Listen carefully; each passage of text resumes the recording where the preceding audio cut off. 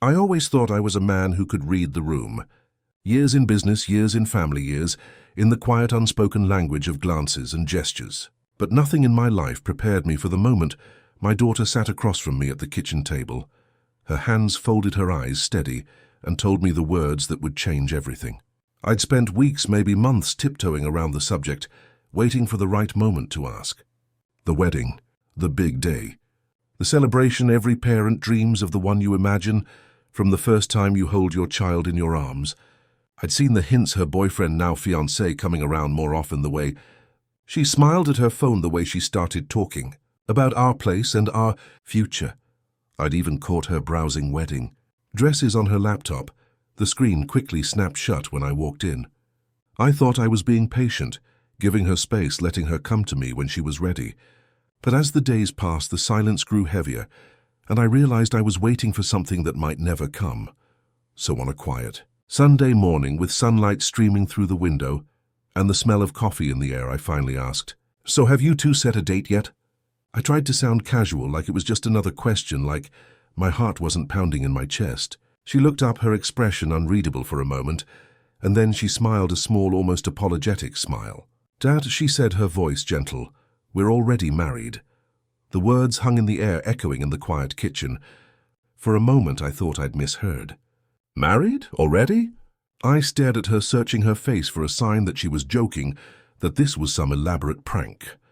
But there was no laughter in her eyes, only a calm certainty that told me this was real. I felt the world tilt just a little, as if the ground beneath my feet had shifted.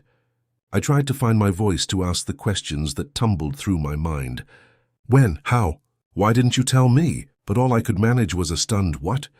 She reached across the table, her hand warm on mine. "We didn't want to hurt you," she said softly. We wanted something simple, just the two of us. No big party, no fuss. We went to the courthouse last month." I sat back, the chair creaking under my weight, and tried to process what she was saying. My daughter, my little girl, had gotten married without me, without her mother, without family, without friends, without the rituals and traditions that I'd always imagined would mark this milestone. I wanted to be angry. I wanted to shout, to demand an explanation, to tell her how much this hurt. But as I looked at her, I saw the woman she'd become, strong, independent, sure of herself in a way I'd always hoped she would be. And I realized that this wasn't about me. It was about her, about the life she was building, about the choices she was making for herself. Still, the ache in my chest was real. I thought of all the moments I'd missed, the walk down the aisle, the first dance, the speeches and toasts, the laughter and tears. I thought of the empty photo albums, the invitations that were never sent, the suit hanging in my closet that would never be worn. She squeezed my hand, her eyes shining with unshed tears. "I'm sorry, Dad," she whispered. "I know this isn't what you wanted, but it's what we needed. We wanted to start our life together on our own terms." I nodded, swallowing the lump in my throat. I wanted to tell her that I understood, that I was proud of her, that I loved her no matter what. But the words caught tangled in the web of disappointment and love and longing. Instead, I just held her hand, letting the silence speak for me. Later, after she'd gone, I sat alone in the kitchen, the sunlight now slanting across the empty table. I thought about the day she was born, the way she'd wrapped her tiny fingers around mine, the way she'd looked up at me with those wide, trusting eyes. I thought about the years that had passed in a blur of school plays and soccer games of scraped knees, and bedtime stories of laughter and arguments and quiet moments of understanding. I thought about the man she'd chosen, the one I'd watched grow from a nervous teenager into someone who clearly adored her.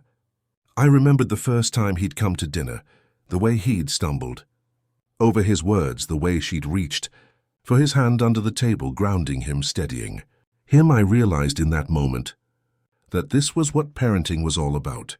Letting go, trusting that you've given them the tools they need to build their own lives, even if it means stepping back, even if it means missing out on the moments you'd always dreamed of.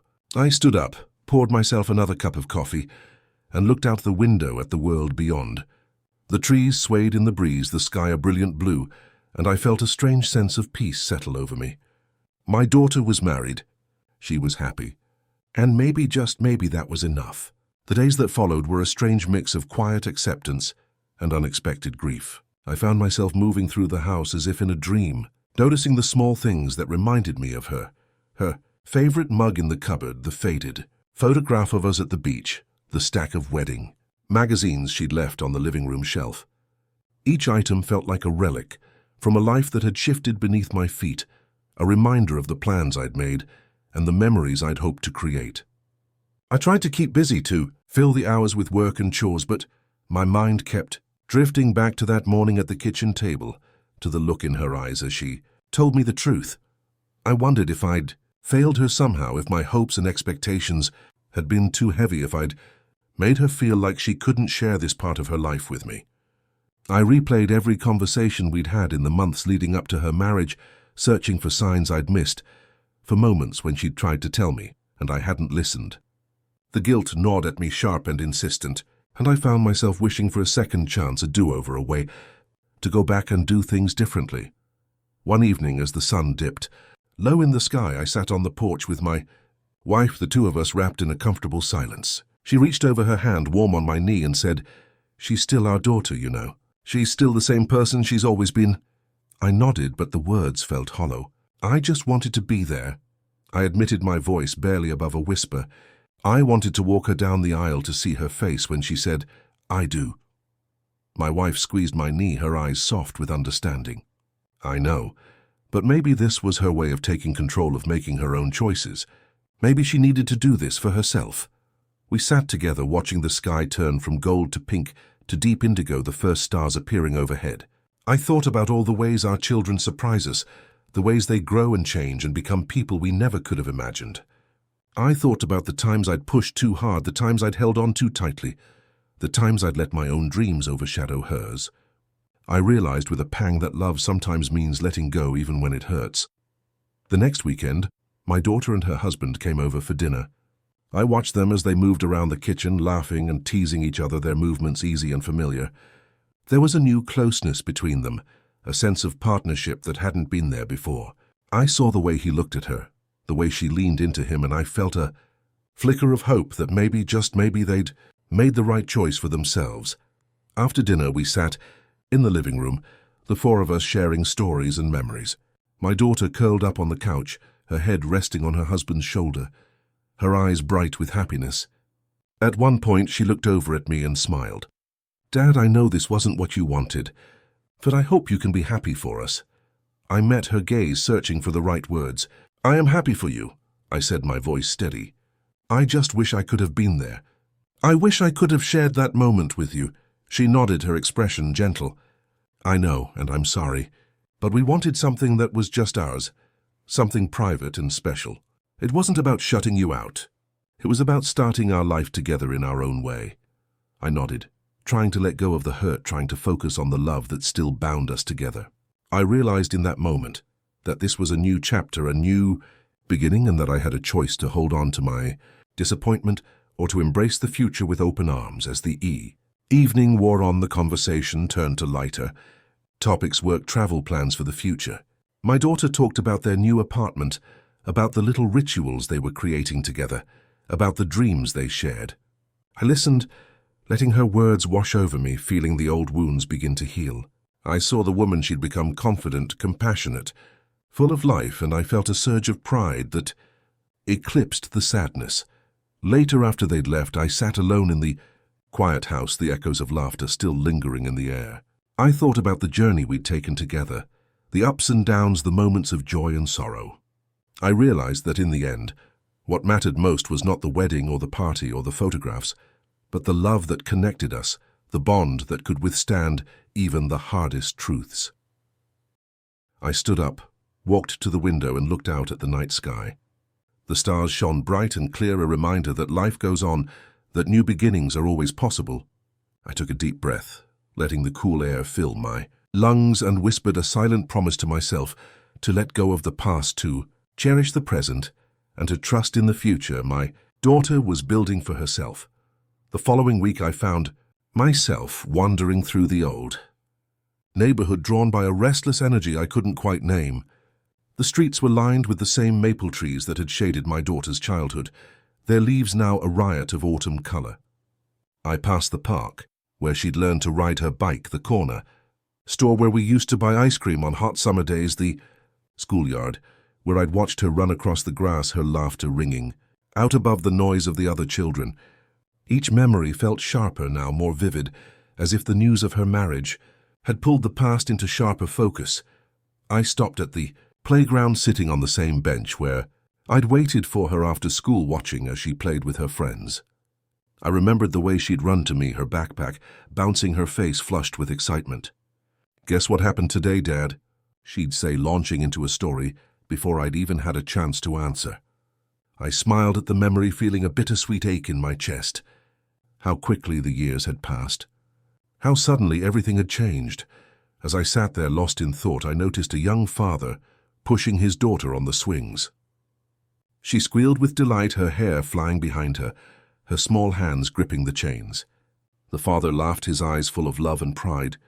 I watched them for a while, feeling a pang of nostalgia for the days when my own daughter had been that small, when her world had revolved around me, when I'd been her hero. I wondered if that father knew how precious these moments were, how fleeting. Eventually I stood and continued my walk, letting the cool air clear my mind. I realized that for all my longing for the past, I couldn't hold on to it forever. My daughter was grown now, building a life of her own, making choices that I might not always understand. I had to find a way to let go, to trust that she knew what was best for herself. That evening, I called my brother, someone who'd always been able to offer perspective when I needed it most. We talked for a while about work, about family, about the little things that made up our days. Finally, I told him about my daughter's marriage, about the way she'd told me about the mix of emotions I'd been carrying ever since. He listened quietly, letting me spill out my thoughts without interruption. When I finished, he said, "You know, I think you did a good job, even if it doesn't feel like it right now. She's independent, she's happy, and she's making her own way. Isn't that what we always wanted for our kids?" I thought about his words, letting them settle in my mind. Maybe he was right. Maybe the pain I felt was just the price of loving someone enough to let them go. After we hung up, I sat in the quiet living room, the house filled with the soft hum of the refrigerator and the distant sound of traffic outside. I thought about the future, about the milestones still to come, anniversaries, holidays, maybe even grandchildren one day. I realized that while I might have missed the wedding, there would be other moments to share, other memories to create. I just had to be open to them, to let go of my expectations and embrace whatever came next. A few days later, my daughter called, her voice bright and cheerful. "Dad, do you want to come over for dinner this weekend? We'd love to have you." I hesitated for a moment, the old hurt flaring up, but then I pushed it aside. "I'd love that," I said, meaning it. "What should I bring?" She laughed, the sound warm and familiar. "Just yourself. And maybe your famous apple pie, if you're up for it." On Saturday, I spent the afternoon in the kitchen, peeling apples and rolling out dough, the familiar motions soothing my nerves. I thought about all the times I'd baked this pie for her birthday parties, school events, quiet Sunday afternoons. It felt good to do something for her again, to contribute in my own small way to her new life. When I arrived at her apartment, she greeted me at the door, her smile wide and genuine. Her husband was there too, welcoming me with a firm handshake and a look of gratitude that said more than words ever could. The three of us sat down to dinner, sharing stories and laughter, the conversation easy and unforced. I watched them together, saw the way they moved around each other, the small gestures of care and affection that spoke of a deep and abiding love. After dinner, we sat in the living room, the scent of apple pie filling the air. My daughter curled up beside me on the couch, her head resting on my shoulder. "I missed this," she said softly. "I missed you." I wrapped my arm around her, holding her close, feeling the old wounds begin to heal. "I missed you too," I whispered, my voice thick with emotion. As the evening drew to a close, I realized that while the wedding might have been different from what I'd imagined, the love between us was unchanged. We were still a family, still connected by the invisible threads of memory and affection. I left their apartment that night with a lighter heart, grateful for the chance to start anew. The next morning, I woke to the sound of rain tapping against the window, a gentle rhythm that seemed to echo the quiet contentment I felt inside. I lay in bed for a while, listening to the world outside, thinking about the night before. There was a new sense of peace in my heart, a feeling that maybe, just maybe, I was learning to let go of the past and embrace the present. I got up, made a pot of coffee, and sat by the window watching the raindrops race down the glass. The world looked softer, washed clean by the storm. As I sipped my coffee, I thought about the journey I'd been on, the shock of my daughter's announcement, the ache of missed moments, the slow process of acceptance. I realized that in many ways this was a lesson I'd been learning my whole life. Change is inevitable.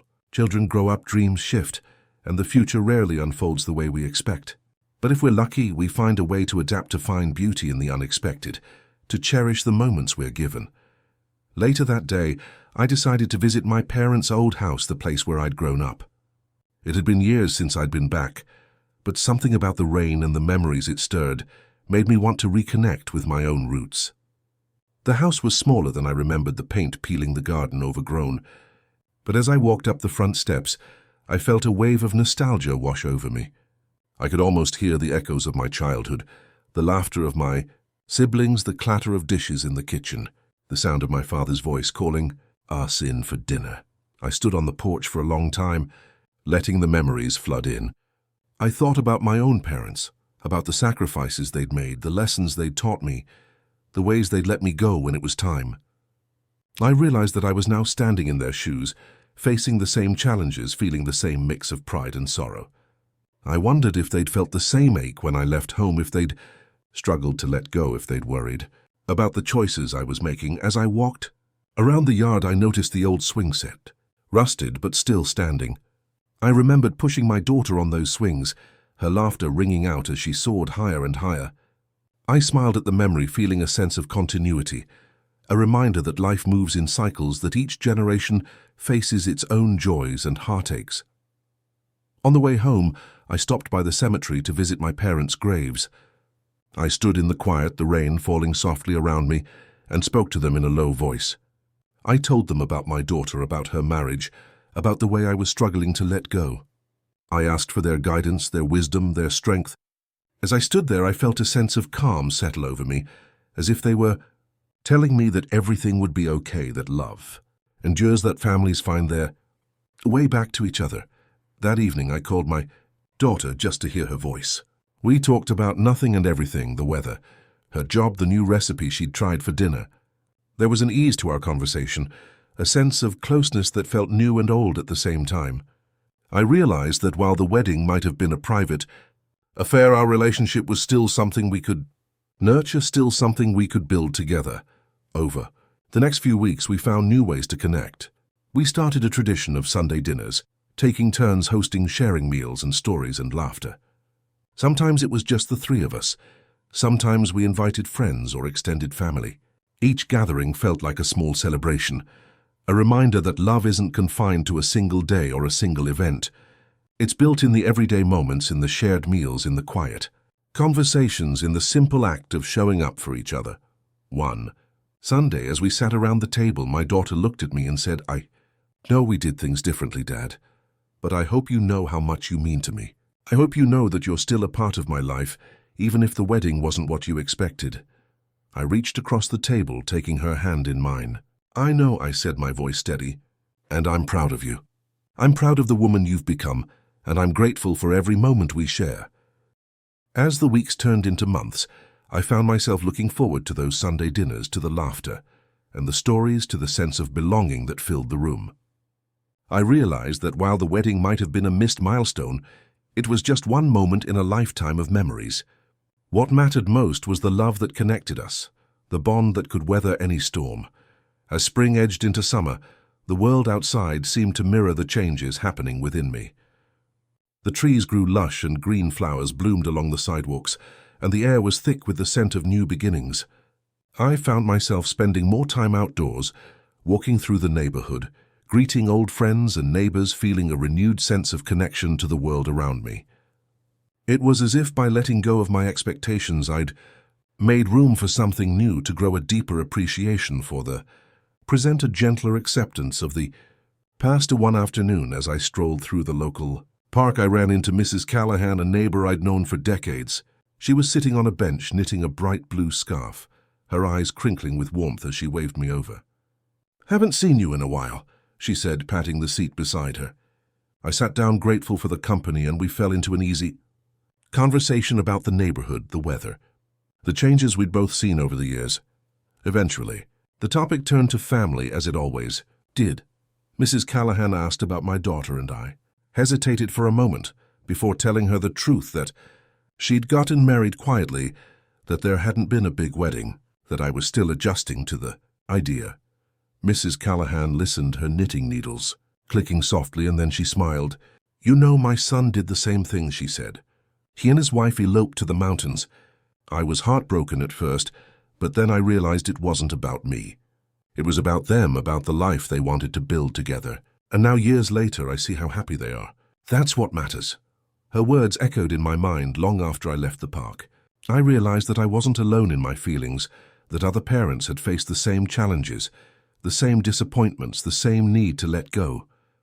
There was comfort in that, a sense of solidarity, a reminder that love sometimes means stepping back and trusting that our children know what's best for themselves. That evening I sat on the porch, watching the sun set behind the trees, the sky painted in shades of orange and pink. I thought about the journey I'd been on, the lessons I'd learned, the ways I'd grown. I realized that while the pain of missing the wedding still lingered, it was slowly being replaced by something softer, a quiet pride in my daughter, a deep gratitude for the relationship we still shared. A few days later, my daughter called with exciting news. "Dad, we're thinking about buying a house," she said, her voice bubbling with excitement. "We found a place we love and we want you to see it."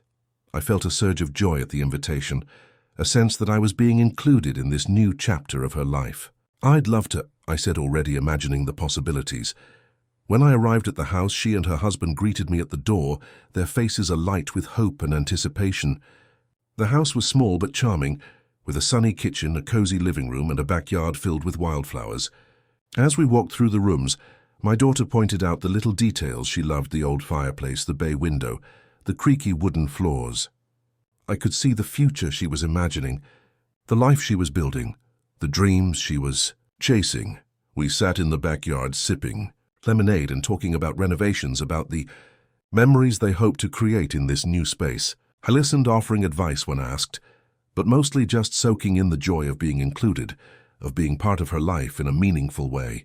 I realized that while I might have missed the wedding, I was still here for the milestones that mattered: the first home, the first garden, the first family, dinner in a new kitchen.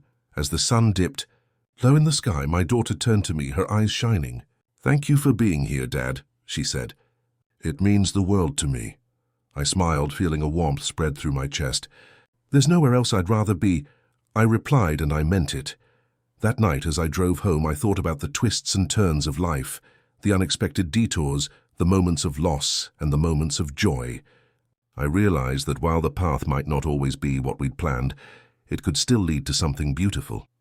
I felt a sense of peace settle over me, a quiet confidence that whatever the future held, we would face it together, as a family, as individuals, as people learning to love and let go. Summer faded into autumn, and with it came a new rhythm to our lives. The air grew crisp, leaves turned gold and scarlet, and the world seemed to slow down, inviting reflection. My daughter and her husband settled into their new home, and I found myself visiting often, sometimes to help with a leaky faucet or a stubborn patch of garden, sometimes just to share a cup of coffee and a quiet conversation. Each visit felt like a small gift, a chance to witness their life unfolding, to be present for the ordinary moments that in the end matter. Most one Saturday, I arrived to find my daughter in the backyard, kneeling in the dirt, her hands covered in soil as she planted bulbs for the spring. She looked up, her face flushed with effort and happiness. "Want to help?" she called, waving a trowel in my direction. I laughed, rolling up my sleeves, and joined her in the garden. We worked side by side, digging holes, placing bulbs, covering them with earth. The work was simple, repetitive, almost meditative. As we worked, we talked about her job, about her husband's new promotion, about the neighbors, and the little quirks of their house.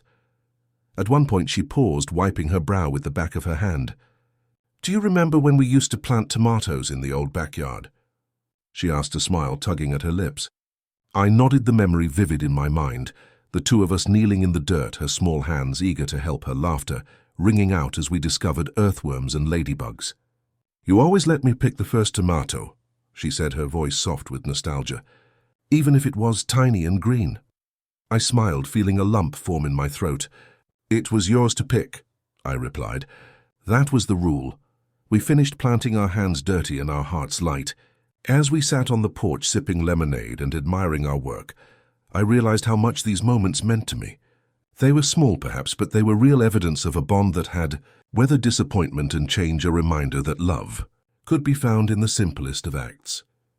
As the weeks passed, I watched my daughter and her husband settle into their routines. They hosted friends for dinner, painted the living room a cheerful yellow, adopted a scrappy little dog from the shelter. I saw the way they navigated challenges together, fixing a broken heater, managing tight budgets, learning to compromise and support each other. It wasn't always easy, but it was theirs, and I admired the way they faced each day with determination and humor. One evening, as we sat around their kitchen table, my daughter turned to me, her eyes serious. "Dad, can I ask you something?" she said. I nodded, sensing the weight of her question. "Do you ever regret the way things turned out? Not being at the wedding, I mean." I took a moment to consider my answer, wanting to be honest but also gentle. "I won't lie," I said.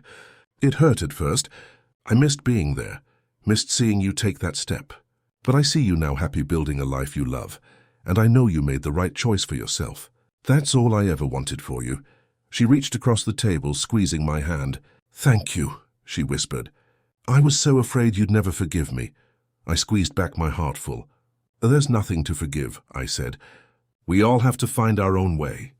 I'm just glad you let me be part of yours." That night, as I drove home, I thought about the nature of forgiveness, how it's less about forgetting the hurt, and more about choosing to move forward, to let love outweigh disappointment.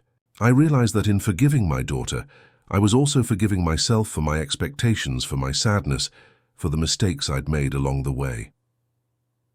Autumn deepened, and with it came new traditions. We carved pumpkins together, roasted seeds in the oven, and handed out candy to trick-or-treaters. My daughter invited me to Thanksgiving dinner, her first time hosting, and I watched with pride as she prepared the meal, her husband bustling around the kitchen, the two of them working in perfect harmony. The table was crowded with friends and family laughter, and stories filling the room.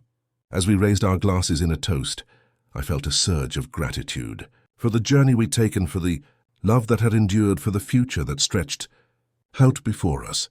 Winter arrived quietly, blanketing the city in a hush of snow and soft grey light. The world seemed to slow down, inviting reflection and rest. I found myself spending more evenings at home, curled up with a book or watching old movies, the house filled with the comforting scent of simmering soup and baking bread. Yet even in the stillness, my thoughts often drifted to my daughter and the life she was building. I wondered how she was adjusting to her first winter in the new house, whether the old furnace was holding up, whether she and her husband were finding joy in the small rituals of the season. One evening, just as dusk settled in, my phone rang. It was my daughter, her voice bright and cheerful. "Dad, we're having a little holiday get-together this weekend. Just a few friends, some food, maybe a board game or two. Will you come?" I smiled, feeling a familiar warmth spread through me. "Of course," I said. "Wouldn't miss it for the world." On Saturday, I bundled up and made my way through the snowy streets, a tin of homemade cookies tucked under my arm. Their house glowed with light and laughter, the windows fogged with warmth, the scent of cinnamon and pine greeting me at the door. Inside, friends gathered around the table, mugs of cocoa in hand, voices mingling in a happy chorus. My daughter greeted me with a hug, her cheeks rosy from the cold, her eyes shining with excitement. As the evening unfolded, I watched her move through the room, laughing with friends, sharing stories, tending to the little details that made everyone feel welcome. I saw the way her husband looked at her, the easy affection between them, the sense of partnership that had deepened over the months. I realized with a pang of wonder that she was truly at home here, not just in this house, but in her life, in her choices, in the family she was creating. Later, as the guests drifted home and the house grew quiet, my daughter and I sat together by the fire, the dog curled at our feet. She leaned her head on my shoulder, her voice soft. "I'm glad you came, Dad. It wouldn't have felt right without you." I wrapped an arm around her, holding her close. "I wouldn't have missed it," I replied. "You know I used to worry that I'd lost something when I missed your wedding. But sitting here with you now, I realize I haven't lost anything at all. If anything, I've gained more than I ever expected." She smiled, her eyes shining with unshed tears. "I was scared, you know. Scared you'd be angry that you'd never understand. But you've been so patient, so kind. I don't know what I'd do without you." I squeezed her hand, my heart full. "You'll never have to find out," I said. "I'll always be here no matter what." The fire crackled, casting dancing shadows on the walls. We sat in comfortable silence, the kind that only comes from years of shared history of love that has weathered storms and disappointments. I thought about the journey we'd taken, the shock and hurt, the slow process of healing, the new traditions we'd built together. I realized that while the wedding had been a turning point, it was everything that came after that truly mattered. As winter deepened, we found new ways to stay connected. We went ice skating in the park, laughing as we slipped and slid across the frozen pond. We baked bread together on snowy afternoons, the kitchen filled with warmth and the scent of yeast. We spent quiet evenings playing cards, sharing stories, and dreaming about the future. Each moment felt like a small victory, a testament to the resilience of love, to the power of forgiveness and acceptance. On New Year's Eve, my daughter and her husband invited me to join them for a simple celebration. We watched the fireworks from their backyard, the sky ablaze with color, the world full of promise. As midnight approached, we raised our glasses in a toast to new beginnings, to family, to the unexpected joys that life can bring. I looked at my daughter, her face illuminated by the glow of the fireworks, and felt a surge of hope for the year ahead. The new year brought with it a sense of renewal, a quiet optimism that seemed to settle over everything. I noticed it in the way the days slowly grew longer, in the first green shoots pushing through the snow, in the gentle anticipation that colored our conversations. My daughter and her husband were talking about plans for the garden, about maybe adopting another dog, about the trips they wanted to take when the weather warmed. I found myself swept up in their excitement, grateful to be included in their dreams. One Sunday afternoon, as we sat around their kitchen table, my daughter turned to me with a mischievous smile. "Dad, do you remember when you used to take me on those surprise road trips?" she asked.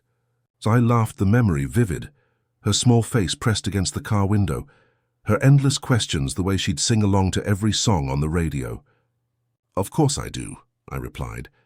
"You always wanted to know where we were going, but I never told you until we got there." She grinned, nudging her husband. "We were thinking, maybe it's time for a new tradition. What if we planned a trip together? Just the three of us. No destination, just the open road." The idea delighted me, and over the next few weeks we mapped out a route, choosing small towns and scenic byways, places none of us had ever been. When the day finally arrived, we packed the car with snacks and music and set off, laughter and anticipation filling the air. The trip was everything I'd hoped for: long conversations, shared discoveries, the simple joy of being together. Without the distractions of daily life, we stopped at roadside diners, explored quirky museums, hiked through quiet forests. At night we stayed in cozy inns, playing cards by the fire, sharing stories late into the evening. I watched my daughter and her husband navigate the world together, saw the way they supported each other, the way they made space for me in their lives. It was a gift, one I hadn't known I needed. One evening, as we sat on the porch of a small bed and breakfast, my daughter turned to me, her expression thoughtful. "I know things didn't start the way we planned," she said quietly. "But I'm glad we're here now. I'm glad we found our way back to each other." I reached for her hand, feeling the truth of her words settle in my heart. "Me too," I said. "Life doesn't always go the way we expect, but sometimes the detours are the best part." When we returned home, I felt a sense of contentment I hadn't felt in a long time. The trip had given us new memories, new stories, to tell, a deeper sense of connection. I realized that while the wedding had been a moment of rupture, it had also been the beginning of something new, a chance to rebuild, to redefine what family meant to us. As spring approached, my daughter and her husband invited me to help them plant their garden. We spent a sunny afternoon turning the soil, planting seeds, dreaming about the flowers and vegetables that would soon fill the yard. There was laughter and gentle teasing, the easy camaraderie that comes from shared effort. I watched my daughter kneel in the dirt, her hands steady and sure, and felt a surge of pride for the woman she'd become that evening as we sat on the porch watching the sun set over the garden. My daughter leaned her head on my shoulder. "Thank you for being patient with me," she whispered. "Thank you for giving me the space to figure things out." I wrapped an arm around her, holding her close. "Thank you for letting me back in," I replied. "That's all I ever wanted." The world felt full of possibility, the future bright and open. I realized that while the path had been difficult, it had led us to a place of understanding, of forgiveness, of love, that was stronger for having been tested. I looked at my daughter, at the life she was building, and felt a deep sense of gratitude for the journey, for the lessons, for the chance to walk beside her as she found her way. As the weeks passed, the garden flourished, and so did our relationship. The seeds we'd planted together sprouted into rows of green, and every visit brought new surprises: tiny tomatoes, bright marigolds, the first sweet strawberries of the season. My daughter would send me photos of their progress, sometimes with a note about a new recipe she'd tried, or a funny story about the dog digging up the carrots. These small updates became a thread that wove us closer, a daily reminder that family is built in the little things, not just the big moments. One Saturday, she called and asked if I could come over early. "Hey, we want to show you something," she said, her voice bubbling with excitement. When I arrived, she and her husband led me to the backyard, where a small wooden bench sat beneath the shade of a blossoming tree. A plaque on the bench read, "For Dad, who taught us to plant roots and chase the sun." I felt my throat tighten as I read the words, the simple gesture speaking volumes about the journey we'd taken together. We sat on the bench, the three of us, watching the garden sway in the breeze. My daughter leaned against me, her head on my shoulder, and I realized how much had changed since that morning in the kitchen when she first told me she was already married. The pain of that moment had faded, replaced by a quiet pride in the woman she'd become and the life she was building. I thought about all the things I'd learned about letting go, about forgiveness, about the ways love can grow even in the rocky soil of disappointment. Later, as we prepared lunch together, my daughter's husband turned to me. "I know we started off on the wrong foot," he said, his voice earnest, "but I want you to know how much I appreciate you. You've welcomed me into your family even when it wasn't easy. I hope I can live up to the example you've set." I smiled, feeling a warmth spread through me. "You already have," I replied. "You love her, you take care of each other. That's all I could ever ask." After lunch, we sat in the living room flipping through old photo albums. My daughter laughed at the pictures of her childhood, her gap-toothed grin, her wild hair, the birthday parties and family vacations. She pointed out the photos from our road trips, the ones where she'd insisted on wearing her favorite hat, or holding up a sign for every new state we visited.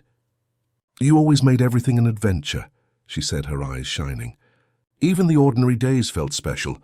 I realized as we turned the pages that the memories we cherished most weren't the grand occasions, but the simple, everyday moments, the shared meals, the quiet conversations, the laughter that echoed through the years.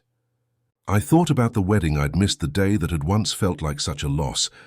Now it seemed like just one moment in a lifetime of connection, a single thread in the tapestry of our family. As the afternoon sun slanted through the windows, my daughter turned to me, her expression serious. "Dad, I know I hurt you when I didn't tell you about the wedding. I was scared of disappointing you, scared of making the wrong choice.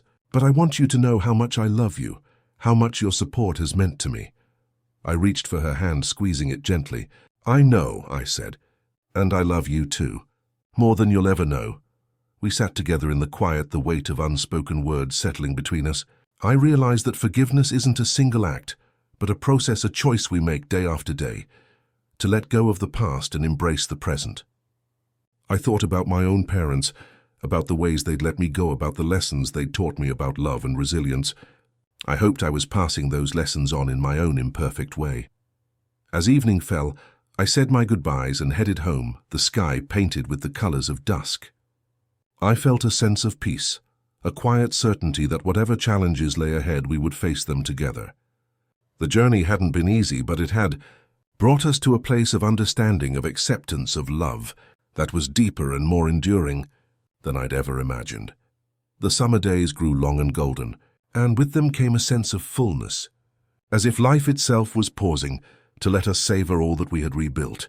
I found myself reflecting more often, not just on the journey with my daughter, but on the nature of family forgiveness and the unexpected ways love can return to us. The pain of missing her wedding had faded into the background, replaced by a tapestry of new memories, each one a testament to the resilience of our bond. One evening, as the sun dipped low and painted the sky in hues of orange and lavender. My daughter called and asked if I'd like to join her and her husband for a walk along the river. The air was warm, the city alive with the sounds of summer children laughing, cicadas, buzzing, the distant hum of music from a nearby park. We strolled together, sometimes in easy conversation, sometimes in companionable silence, watching the water catch the last light of day. As we walked, my daughter slipped her arm through mine. "Do you ever think about how different things might have been?" she asked quietly. I considered her question, letting the gentle rhythm of our steps guide my thoughts. "Sometimes," I admitted, "but I think about it less and less. I used to imagine the perfect wedding, the speeches, the photos, the big celebration. But now I realize that what matters most is this being together, sharing our lives, finding joy in the everyday." She smiled, her eyes reflecting the fading light. "I used to worry that I'd ruined everything by keeping the wedding a secret. But I see now that we just took a different path. Maybe it wasn't the one you would have chosen, but it led us here." I squeezed her hand, feeling the truth of her words settle deep in my heart. "Life rarely goes according to plan," I said, "but sometimes the detours bring us exactly where we need to be." We stopped at a small bridge, leaning over the railing to watch the river flow beneath us. My daughter's husband joined us, his hand resting gently on her back. The three of us stood together, a quiet trio against the backdrop of the city, and I felt a surge of gratitude for the family we had become. Not perfect, not without scars, but real, rooted in honesty, shaped by forgiveness, strengthened by love. As dusk settled, we made our way back to their house, the windows glowing with the promise of home. Inside, we cooked a simple meal together, fresh vegetables from the garden, bread still warm from the oven, laughter and stories shared over the clatter of dishes. The dog circled our feet, hoping for scraps, and music played softly in the background. It was nothing grand, nothing extraordinary, but it was everything I had ever wanted. After dinner, we sat on the porch, the air thick with the scent of jasmine and the sound of crickets. My daughter leaned her head on my shoulder, her voice soft. "Thank you for never giving up on me," she whispered. "Thank you for loving me even when I made mistakes." I wrapped my arm around her, holding her close. "There was never a moment when I stopped," I replied. "Love isn't about perfection. It's about showing up again and again, no matter what." We watched the stars appear one by one until the sky was a tapestry of light. I thought about the journey we'd taken, the shock and hurt, the slow healing, the new traditions we'd built.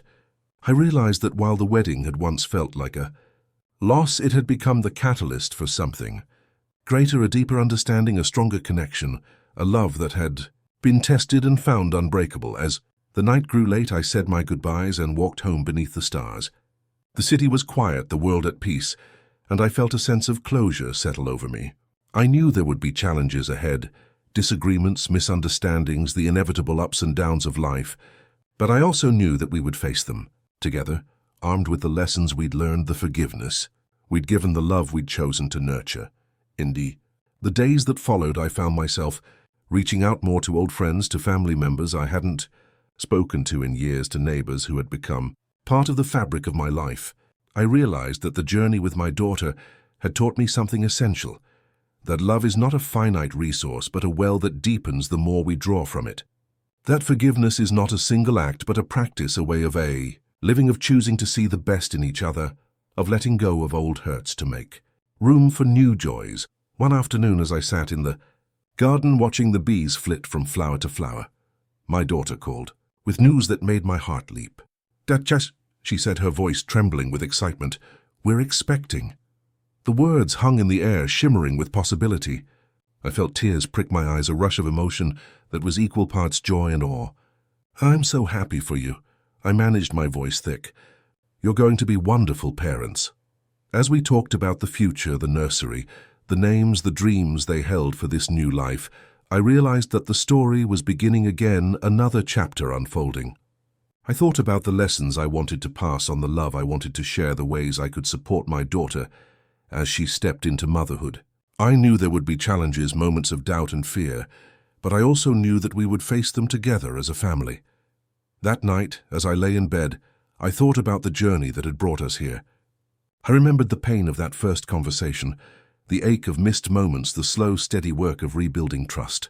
I remembered the laughter, the shared meals, the quiet walks by the river. I remembered the bench in the garden, the plaque that read, "For Dad who taught us to plant roots and chase the sun." I realized that in the end it wasn't the wedding that defined us, but the love that had carried us through. As I drifted off to sleep, I whispered a silent prayer of gratitude for my daughter, for the family we had become, for the future that awaited us. I knew that there would be more detours, more surprises, more moments of joy and sorrow, but I also knew that whatever came, we would face it together, our hearts open, our roots deep, our love unshakable.